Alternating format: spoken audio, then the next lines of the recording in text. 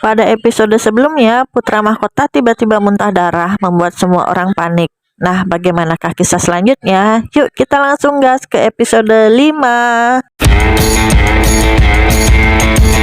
Akhirnya Raja mengetahui tentang sakit yang diderita putra mahkota.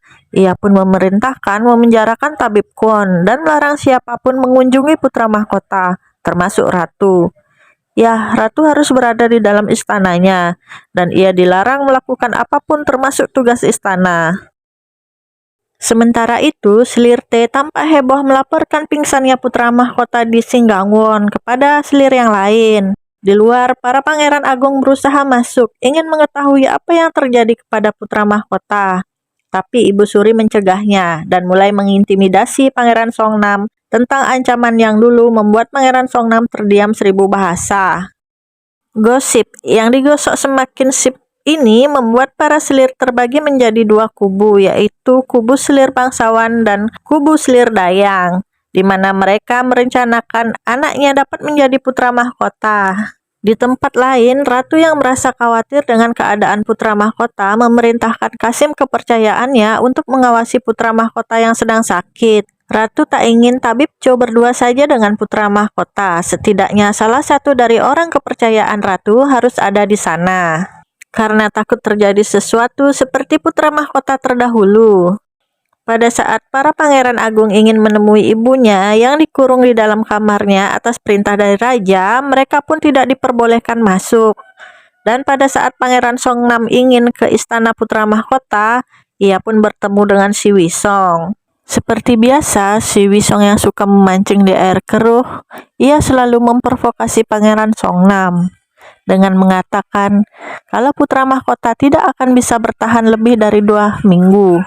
Dan Pangeran Songnam pun kesal sehingga memperingatkan si Wisong ini agar tidak terlalu senang saat putra mahkota sedang sakit. Selir Huang yang sudah ngebet untuk menjadikan anaknya si Wisong menjadi putra mahkota meminta ayahnya untuk mencari cara segera melengsarkan putra mahkota. Begitupun Ibu Suri yang sudah tahu tentang rencana ketua dewan meminta agar Menteri Yon tidak kalah dari ketua dewan, tetapi tetap sesuai dengan rencana, yaitu melengsarkan putra mahkota. Pangeran Songnam diam-diam menyusup ke istana ibunya karena ia merasa bersalah, jangan-jangan kakaknya kembali sakit karena meminum obat darinya. Ratu pun menenangkannya karena ia tak ingin Pangeran Songnam merasa bersalah.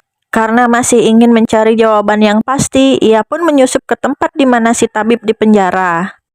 Dan Pangeran Songnam pun menanyakan obat yang diberikan kepada putra mahkota. Si tabib tidak boleh membocorkan kalau obat yang didapat berasal dari luar istana. Pangeran Songnam pun segera pergi, namun seseorang tiba-tiba muncul menanyai tabib Kwon tentang tujuan Pangeran Songnam datang menemuinya. Jelaslah tabib Kwon tidak akan mengaku, dan ia hanya berkata mengikuti perintah ratu. Ternyata yang menyekapnya adalah Ibu Suri. Ibu Suri pun sadar kalau tabib Kwon masih menyimpan rahasia. Karena penasaran, Pangeran Songnam pun menyusup ke Sochon untuk bertanya kepada tabib Toji dan mengungkapkan kalau kakaknya yang seorang putra mahkota kini sekarat. Dan tabib Toji pun terkejut, ternyata obat itu diminum oleh putra mahkota. Namun, tabib Toji pun berkata kalau resep yang ia berikan sudah benar. Sedangkan ratu mengerahkan seluruh mata-matanya untuk beraksi, mengawasi putra mahkota, sehingga ratu bisa tahu rencana Ibu Suri yang ingin melengsarkan putra mahkota. Ketua dewan pun sedang meeting dengan menteri perang, membicarakan tentang masalah Taekyon, yaitu pemilihan penerus tahta yang bijak dan pantas. Ia pun menginginkan Pangeran Wisong yang menjadi putra mahkota berikutnya. Dan si kakek Wisong ini menginginkan anak menteri perang yang akan menjadi putri mahkotanya. Chong-a yang girang menyambut kedatangan ayahnya. Ia pun menceritakan kalau ia bertemu dengan seorang pemuda tampan dan akan memperkenalkannya kepada ayah dan ibunya. Meskipun kesal, tapi Menteri Yon selalu menuruti keinginan Chong-a karena ia menderita suatu penyakit dan bersyukur bisa bertahan hidup selama 20 tahun. Keesokan harinya, para menteri membuat tuntutan untuk penurunan putra mahkota, dikarenakan putra mahkota sudah sakit selama 2 minggu dan tidak bisa melakukan tugasnya. Namun, si kakek Wisong mencari muka kepada raja, mengatakan kalau dia tidak setuju putra mahkota diturunkan, tapi sebenarnya ia yang paling senang Jika putra mahkota turun tahta, raja pun marah dan tidak setuju dengan penurunan putra mahkota. Ibu Suri sendiri tertawa terbahak-bahak mengapa para menteri yang sudah tahu tabiat raja yang keras kepala ngotot untuk menurunkan putra mahkota. Maka dari itu, Ibu Suri ingin menyadarkan raja agar dialah yang memutuskan sendiri penurunan putra mahkota. Ratu yang sangat khawatir dengan putra mahkota keluar menyamar menjadi dayang untuk mencari informasi. Sedangkan raja yang sedang galau dan tak tahu harus kemana, ia pun menemui Pangeran Bogem. Pangeran Bogem pun berpendapat kalau penurunan putra mahkota wajar untuk dilakukan karena kondisi putra mahkota yang sakit dapat membahayakan negara. Hanya saja ini akan terlihat seperti perebutan kekuasaan. Jadi raja harus berjuang lebih keras dan menjalani prosesnya, serta bersikap tidak lemah kepada para menteri. Pada saat sang raja berdiskusi dengan Pangeran Bogem, Kasim Raja pun tiba dan memberitahukan bahwa para menteri bertindak lebih berani dengan berdemo di luar istana raja untuk menurunkan putra mahkota. Ratu yang melihat kejadian tersebut merasa marah dan langsung pergi keluar istana. Di luar istana, si Chong-a melihat seorang wanita bangsawan. Ia pun mengagumi tatapan wanita tersebut yang mengintimidasi, dan ia pun penasaran tentang sosok wanita tersebut. Yah, yang dilihat Chong-a adalah ratu, tapi ia tidak tahu. Ternyata di luar istana, sang ratu menemui mantan Ratu Yon. Karena ratu ingin memastikan sesuatu, yaitu kematian putra mahkota Tein yang sebenarnya. Karena ratu berpikir, jikalau ia mengetahui penyebab kematian putra mahkota Tein, ia bisa menyelamatkan putra mahkota. Namun tanpa disangka, Ratu Yon pun tertawa getir mengatakan sejujurnya ia senang kalau putra mahkota sakit. Karena ia menganggap hal itu sebagai karma raja yang telah merampas tahta putra mahkota Tein. Ratu yang sedikit terkejut dengan ulah si mantan ratu mendesak si mantan ratu untuk mengatakan yang sejujurnya. Namun Ratu Yon mengajukan satu permintaan sebagai syarat, yaitu jika satu saat ia membuat permintaan kepada ratu, ratu harus mengabulkannya. Dan ratu pun setuju dengan syarat tersebut. Maka Ratu Yon pun bercerita bahwa putranya tidak meninggal karena sakit, namun ia dibunuh. Pada saat itu, Ratu Yon yang sudah dilengsarkan pun dipenjara. Dan datanglah sosok Ibu Suri yang mengatakan dengan bahagia kalau ia telah membunuh putra mahkota Tein. Dan lagi-lagi bukti sudah dihancurkan, jadi Ratu Yon tidak bisa menuntut Ibu Suri.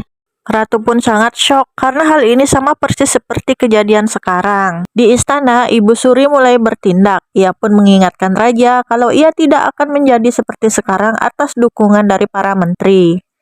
Ibu Suri pun membujuk raja untuk menuruti permintaan para menteri tersebut. Ketua Dewan Huang pun ikut menghadap, melaporkan kalau ia tidak bisa menghentikan demo tersebut. Padahal ini semua memang keinginannya. Sang ratu pun tiba di tempat demo tersebut. Ia pun mengingatkan para menteri bahwa tindakan untuk menurunkan putra mahkota itu sangat lancang. Dan apakah salah putra mahkota sampai ia ingin dilengsarkan?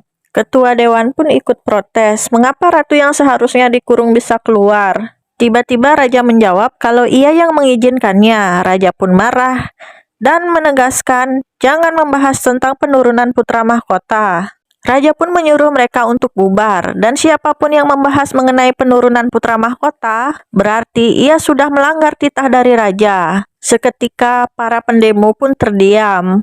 Dari kejauhan, Kasim yang bertugas menjaga putra mahkota pun berlari untuk melapor kepada ratu. Sontak hal itu membuat ratu panik dan berlari dengan sekuat tenaga. Ia pun mengingat tentang permintaan putra mahkota pada malam kemarin yang meminta agar ratu dapat menjaga putra dan adik-adiknya jika ia meninggal nanti. Ratu pun tiba, namun sudah terlambat. Putra mahkota telah mangkat dan pergi untuk selamanya, membuat ratu sangat sedih dan tak henti-hentinya menangis sambil memeluk jasad putra tercintanya untuk terakhir kalinya, berjanji untuk menepati janjinya kepada putra mahkota.